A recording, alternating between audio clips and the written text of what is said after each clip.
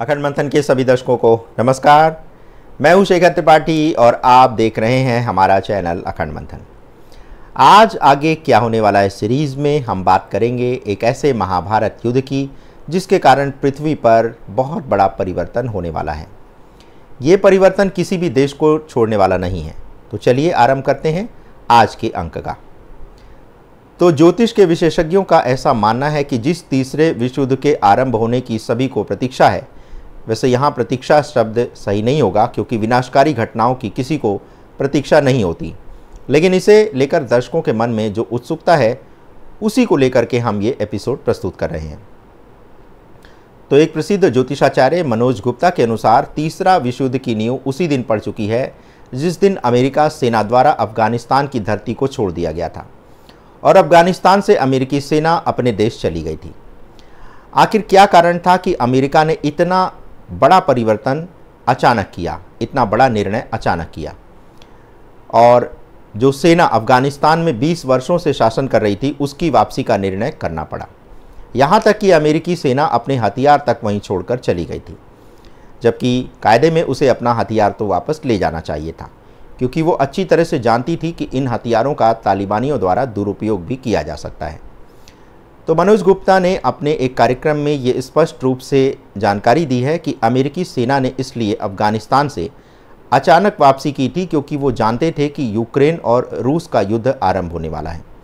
ऐसी स्थिति में अपनी सेना की तैनाती उन्होंने यूक्रेन रूस सीमा पर कर दी क्योंकि वो ये जानते थे कि रूस कुछ बहुत बड़ा करने जा रहा है और बहाना तो यूक्रेन का होगा लेकिन लक्ष्य अमेरिका होगा। इसीलिए अमेरिका ने इतनी शीघ्रता में ये निर्णय लिया था। तो इसीलिए उनका ये भी कहना है कि तीसरे विश्व युद्ध का आरंभ भी अमेरिकी सेना की वापसी के दिन से ही माना जाना चाहिए। तकनीकी रूप से देखें तो फरवरी 2020 में ही अमेरिकी और तालिबान में एक एग्रीमेंट हुआ था जिसके अनुसार मई 2021 तक अमेरिकी सेना की वापसी हो जानी थी, लेकिन कुछ देरी ट्रंप प्रशासन की ओर से हुई और कुछ जो बाइडेन के आने के बाद इसमें और भी विलंब हुआ। लेकिन 31 अगस्त 2021 वह अंतिम दिन था जिस दिन अमेरिकी सेना का जहाज अपने अंतिम सैनिक को लेकर के उड़ गया और तालिबान को उसकी ज़मीन वापस कर दी। लेकिन यदि आज की स्थिति देखी जाए तो आप में से कई दर्शक ये कहते हैं कि तीसरा विश्व युद्ध तो अभी आरंभ हुआ ही नहीं है, जबकि हम बार बार आपको समसामयिक समाचारों के माध्यम से संसार में जो भी घटनाएं घट रही हैं उसकी जानकारी दे रहे हैं और ये बता रहे हैं कि तीसरा विश्व युद्ध एक मैदान में सारी देशों की सेनाओं के उतरने से नहीं होगा, बल्कि युद्ध की आग ये धीरे धीरे आगे भड़कने वाली है और आए दिन कई नए युद्ध के मोर्चे भी खुलते हुए दिखाई देंगे। अब आप देख रहे होंगे कि जब रूस और यूक्रेन का युद्ध आरंभ हुआ था तो कौन जानता था कि अक्टूबर 2023 में हमास इजराइल का युद्ध आरंभ हो जाएगा। ये कौन जानता था कि रूस और यूक्रेन का युद्ध और हमास और इजराइल का युद्ध समाप्त होने से पहले ही ईरान के साथ इजराइल का युद्ध आरंभ हो जाएगा। और अब तो ये स्थिति है कि इजराइल लेबनान से भी लड़ रहा है, ईरान के साथ उसकी लड़ाई चल रही है और अब सभी इस्लामी देश मिलकर इजराइल पर हमला करने की योजना बना रहे हैं। तो आपको क्या लगता है कि ये विश्व युद्ध नहीं है? अब आप ही बताएं कि इसमें कौन सा देश है जो युद्ध के मैदान में अपने कदम पीछे खींचने को तैयार है? तो उत्तर है कोई नहीं, क्योंकि सभी को ये युद्ध हर हाल में जीतना है। और अगला मोर्चा जो अब खुलने वाला है वह चीन और ताइवान के बीच, और इसी के बाद से भारत, पाकिस्तान और बांग्लादेश में भी आरंभ हो जाएगा युद्ध। बांग्लादेश की स्थिति तो आप देख ही रहे हैं। किसे पता था कि दशकों से बांग्लादेश की सत्ता संभाल रही प्रधानमंत्री शेख हसीना को 5 अगस्त को अपना जान बचाकर ही देश को छोड़ना पड़ेगा। और जैसे ही शेख हसीना ने बांग्लादेश को छोड़ा, भारत में बस रहे भारत के दुश्मनों ने यह कहना आरंभ कर दिया कि जैसे शेख हसीना के घर पर प्रदर्शनकारियों ने हमला किया है, वैसे ही भारत के पीएम मोदी के घर पर भी हमला ऐसे ही प्रदर्शनकारी करने वाले हैं। अब जो अगला कदम पाकिस्तान की ओर से उठने वाला है वह है गजवाए हिंद, क्योंकि इस षड्यंत्र का लक्ष्य ही सारे संसार को इस्लामिक संसार बनाना है। बहुत ही जल्दी ये मोर्चा भारत में खुलने वाला है, जिसमें भारतीय मुस्लिम भी गाजी बनकर युद्ध करने की तैयारी कर रहे हैं। तभी तो मुस्लिमों के धर्मस्थलों से आए दिन गोला बारूद, बम बरामद हो रहे हैं और आप हैं कि आंखें बंद करके न जाने कौन से विश्व युद्ध का सपना देख रहे हैं, जबकि विश्व युद्ध तो पूरी तरह से आरंभ हो चुका है और अभी जो आपको चीज़ें पर्दे के पीछे छिपी हुई दिख रही हैं, वह मार्च 2025 तक आते आते वो भी चीज़ें सामने आ जाएंगी।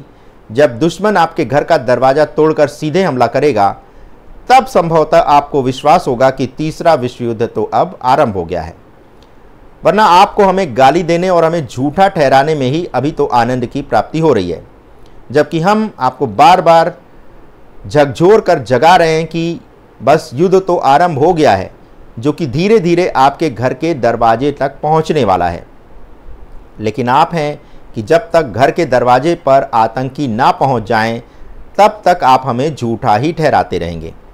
लेकिन जो हमारे बुद्धिमान दर्शक हैं, वो ये अच्छी तरह से जानते हैं कि तीसरा विश्व युद्ध आरंभ हो चुका है, जो कि 29 मार्च 2025 के बाद और भी तेजी से भड़कने वाला है। यदि ग्रहों की स्थिति की बात करें तो 30 मार्च 2025 को ग्रहों की वो स्थिति बन रही है जो कि पहले कभी ब्रह्मांड में नहीं बनी, और वह है मीन राशि के अंदर 6 ग्रहों का एकत्र हो जाना। और इसके सामने कन्या राशि के अंदर केतु है, और केतु पर 8 ग्रहों की दृष्टि है। आज तक ऐसा विचित्र संयोग पहले कभी नहीं बना, और जो ग्रहों की ये विचित्र स्थिति बन रही है, उसका सीधा सा अर्थ है कि पुराना सब मिट जाएगा और धरती पर मनुष्य का वर्तमान फिर से लिखा जाएगा। लेकिन नया लिखने से पहले पुराना बहुत कुछ मिटाना भी होगा। अभी भारत में जो लोकसभा के चुनाव के परिणाम आए हैं, आखिर वे किस बात का संकेत कर रहे हैं?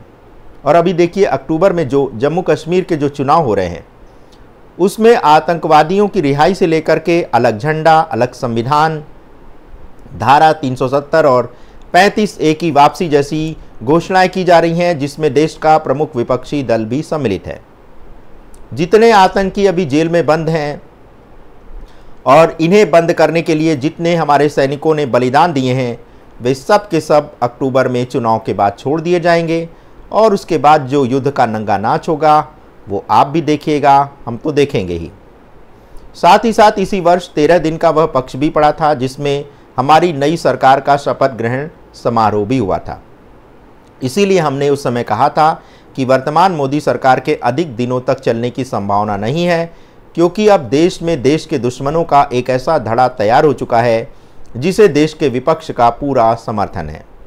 वरना एक राज्य की मुख्यमंत्री खुलेआम देश के 6 राज्यों में आग लगाने की धमकी कैसे दे सकती हैं? एक ओर वो सीएम 10 दिन में रेपिस्ट को फांसी की सजा देने का प्रावधान कर रही हैं, दूसरी ओर उसी की ओर से कोलकाता रेप केस की पैरवी करता हुआ उसी का वकील कपिल सिब्बल खुलेआम ये बयान दे रहा है कि रेप का ये केस सामान्य प्रकृति का केस है, जिस पर अब भारत के उपराष्ट्रपति ने भी आपत्ति व्यक्त की है।